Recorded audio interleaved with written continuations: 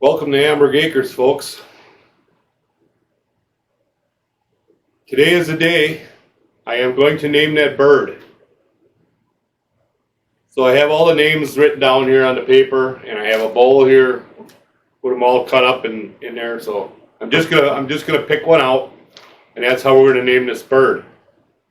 I'm gonna read off the names here, and who sent them in. So Squirrely Acres sent in Birdie. He likes what I'm already calling him is Birdie. So he likes that. So that's the name he picked. Richard Roffers from Amberg here. He sent in Thumper because that's the noise they make when they flap their wings when they're in their mating season.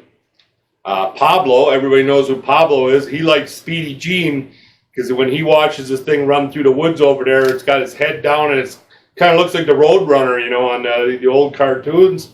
But so he likes Speedy Gene. And then Arnold was sent in by John T. I'm assuming that's John Trice, but I don't know that for certain because it just says John T.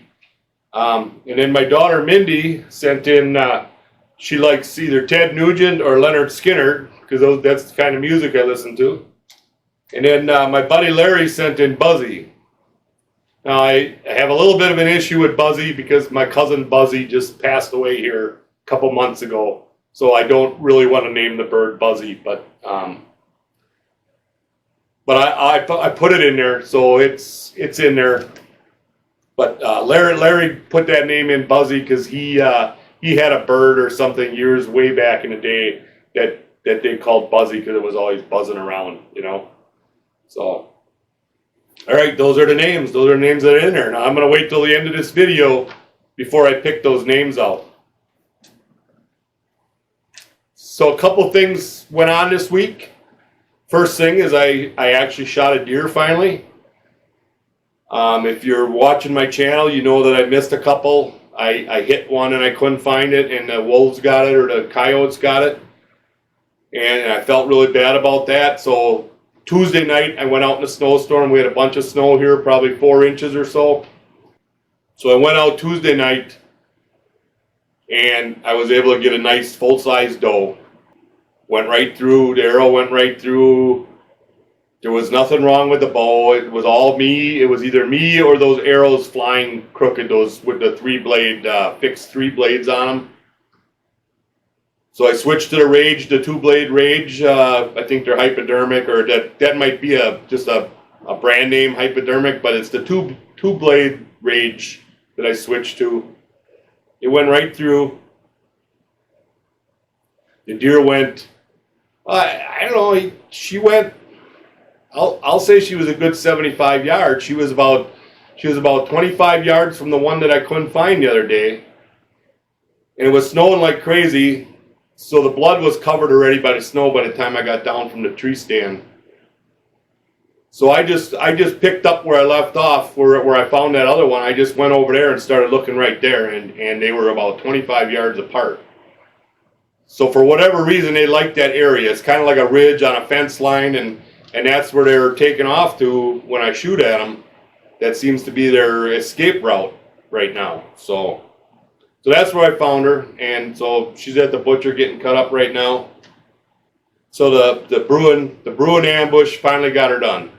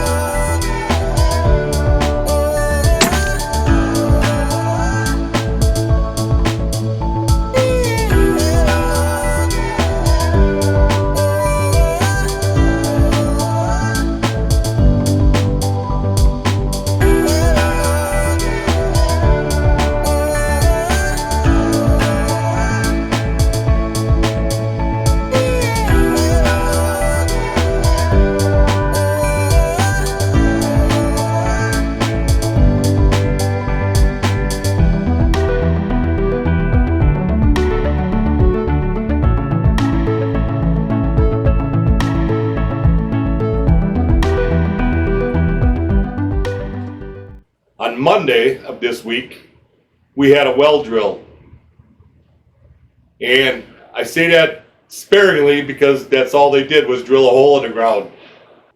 So we had Luiser, I think I'm pronouncing that right, Luiser, it's spelled Luiser, Luiser well drilling come out to put in a well. Now we have a well here, it's a 20-foot deep well, and we lose water. It doesn't replenish. You know, it was fine when they were using the old hand pumps, you know, the old hand wells.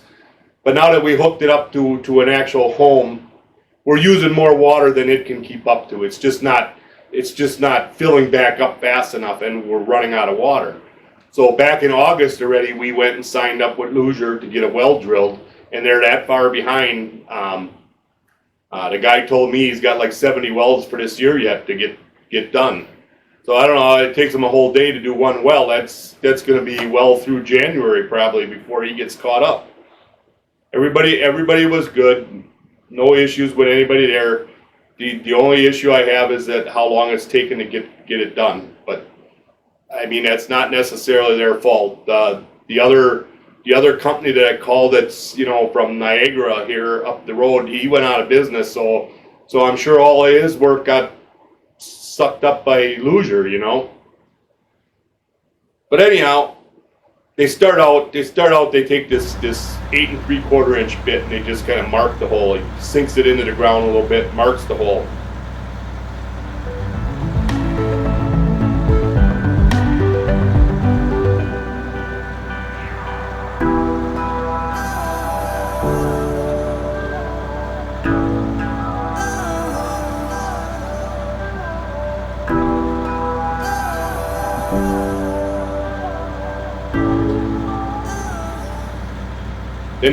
Then they take it back up and they put the rest of this setup in. And this big tank they're using here, this big tank is for the slurry.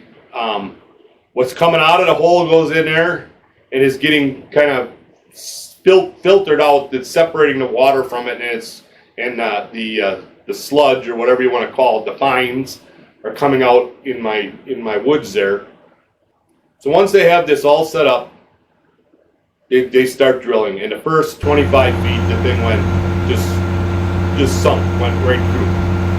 And all it was like a what I'm always digging with my backhoe. It's a sandy clay mix, and it's just like muck coming out of that slurry tank. So they get down 25 feet, and well, here's a picture of the mud coming out of this thing.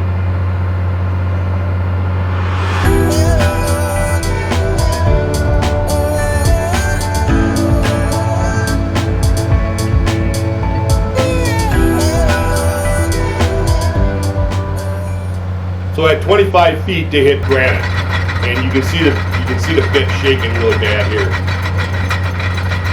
So then, of course, once you start drilling into the granite, well, then the mud changes color. Now it's coming out more of a grayish instead of a mud color. You know, it's coming out the gray, and they continued down. They continued down to I don't know. I think it was 40 some feet they went to with the drill.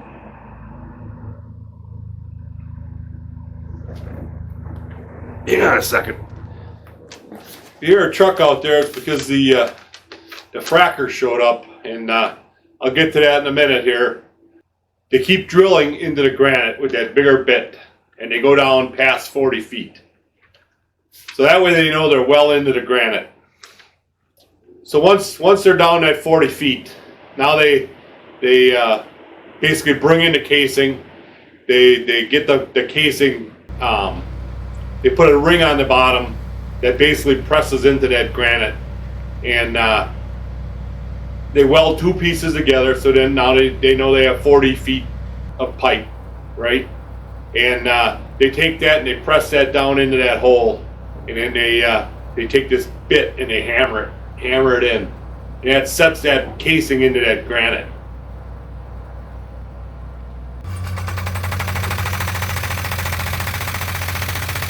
So then once they got that casing in there, they change their setup. They put a completely different setup on there. They got kind of a bucket on there to catch the stuff coming out, and they inject foam in there, and the foam helps all that little granite come up out of the hole, helps it to float up to the top. And so then they keep drilling, right? They put a different bit on there that fits inside that 6-inch casing, and they just keep drilling through the granite. So then they just keep adding another bit and another bit and another bit until they're down 242 feet. So 242 feet into the granite, and really there's no water coming out of the hole. So at this point I'm getting a little nervous, you know. So that's where the fracking comes in. So the fracking is a system they use. If you picture stone is irregular shaped and it's got cracks in it and whatever. So they figure that they're down 242 feet, and they take this, it's like a big bladder. It's like a big bladder they put down in there right to the bottom of where they put that casing. And then they pressurize that bladder, and then they force water down into that hole they drilled in the granite. And at 3,000 psi, they're pushing this water down there, and that water is supposed to go out through all these cracks that are in the granite. And that opens these cracks up. The cracks are full of sediment, and you know, from thousands of years of being down there, they're just, you know, the sediment comes down and plugs up the cracks, and the earth moves and whatever. So they're forcing this water and pushing it out through these cracks and trying to push all that sediment somewhere else, you know, until they got these fissures all opened up. And now that's supposed to help water drain into the hole in the granite, and then they can measure how much water is actually coming into the hole. Now they're not that far yet. They're working on that right now. They got a pump down in the hole, and they're going to see how many gallons per minute they have. That's the well process. So I'll let you know how many gallons a minute we're getting, and then the next step is they have to come and dig a trench and hook up to the house here and stuff. I mean, it's a kind of a neat process. It's kind of scary when they're telling you they're going down drilling 250 feet, because you know they charge by the foot to get down there, and you hear other people that only have a 120-foot well or a 90-foot well and whatever, and it's like, you know, here I am at 25 feet solid granite, and we got to go down 240 feet. But anyhow, I was just out there. They were pumping water out of the hole. There's plenty of water coming out of that hole, so I'm not as worried as I was, say, yesterday. Okay. So anyhow, let's draw the names here for the bird, and then I will finish the video with how much water they're going to tell me I have out there. So we got these all stirred up. I'm just going to go like this here. I'm going to pick one out of there. I got two of them there. And the winner is Leonard Skinnard. Mindy, Leonard Skinnard. That's the name you picked. So we'll shorten it up. We'll just call him Leonard. And that's the name of the bird. So there you go. All right, we'll finish this video in a little bit. So the guys just left. The winning number is 2.5 gallons a minute, which they claim is pretty good for a granite well. He said he was hoping for a gallon a minute, so at 2.5 gallons a minute, he was really happy. And so that's basically, that means there's water flowing in from all them cracks, that the water's flowing in at 2.5 gallons a minute to keep that well full. So I think that made me happy. I feel better now, you know. So the next step, and they're saying hopefully next week, but I don't know. You know, you don't know how far behind it's hunting season now. So the one guy here, he was itching to get out of here already to go to his hunting shack. You know, I don't know who's going to show up, if somebody's going to show up next week or not. We're going to end this video here. I will do a little bit of a video of the pipe and all that stuff getting put in when they come and do it. You know, if you like this video, give me a thumbs up. Make sure you subscribe, and we will see you on the next one.